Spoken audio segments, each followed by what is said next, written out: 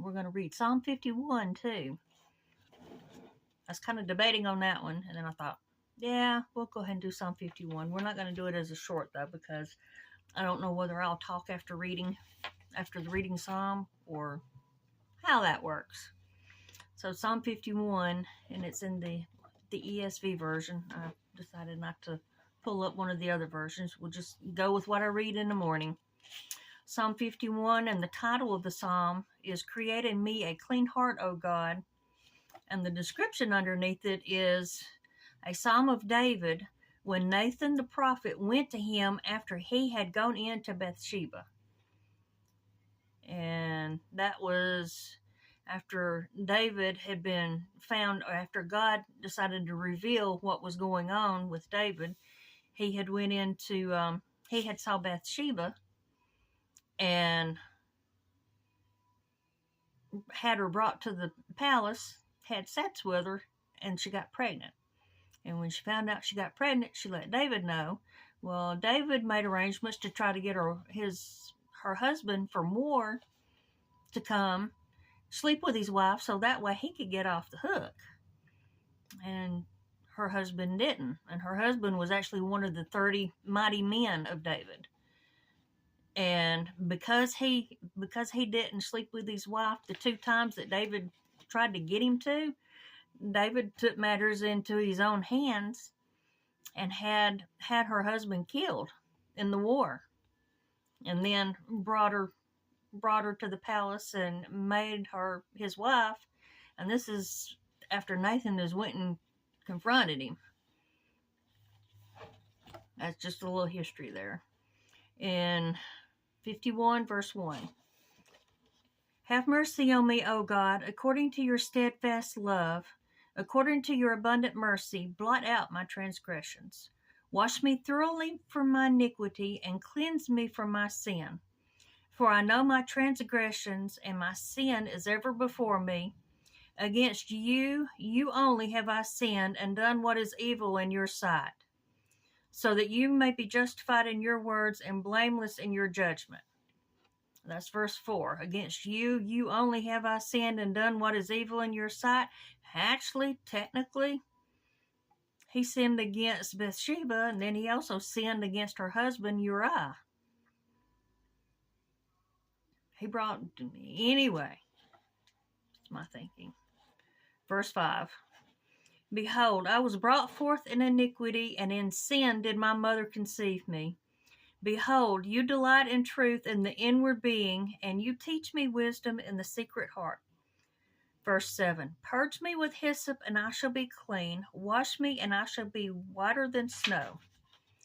Let me hear joy and gladness. Let the bones that you have broken rejoice. Hide your face from my sins, and blot out all my iniquities." And verse 10 is one that gets quoted quite a lot. "Create in me a clean heart, O God, and renew a right spirit within me. Cast me not away from your presence, and take not your Holy Spirit from me.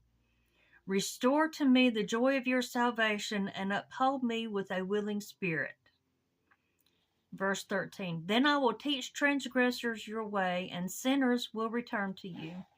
Deliver me from my blood guiltiness, O God of my salvation, and my tongue will sing aloud of your righteousness.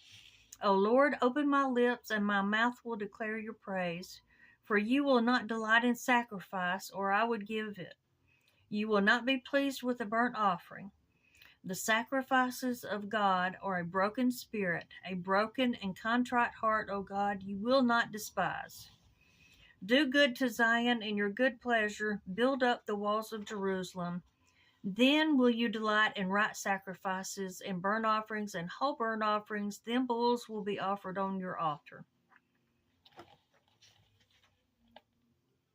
And I'm not sure if this was written before the child was born, that he got Bathsheba pregnant with first, or if it was after, because the child actually died. So I'm not sure whether that was before or after, or if it was while the child was sick. It doesn't specify. But the verse 10, create in me a clean heart, O God, and renew a right spirit within me. That's one verse that's quoted a lot. Verse 12, restore to me the joy of your salvation and uphold me with a willing spirit. That's another one that's quoted a lot. And then verse 17, the sacrifices of God are a broken spirit, a broken and contrite heart, O God, you will not despise. So that's three that gets quoted quite a lot, but you rarely hear the verses in between or around it, which is why it's so good to read the verses in context instead of cherry picking the verses. They sound good, but sometimes you need to read the ones in context, especially the one in 17.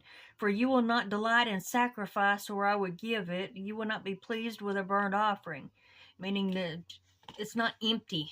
You're not going through the motions. You've broken your heart because you've done something wrong, and you're coming to God repentant and completely broken that you've messed up, and seeking His forgiveness. And that clean heart that they're talking about in 10. But that's the psalm that I read this morning. And y'all have a great rest of the day, evening, nighttime, whatever time you're watching this. And I'll talk to you in another video.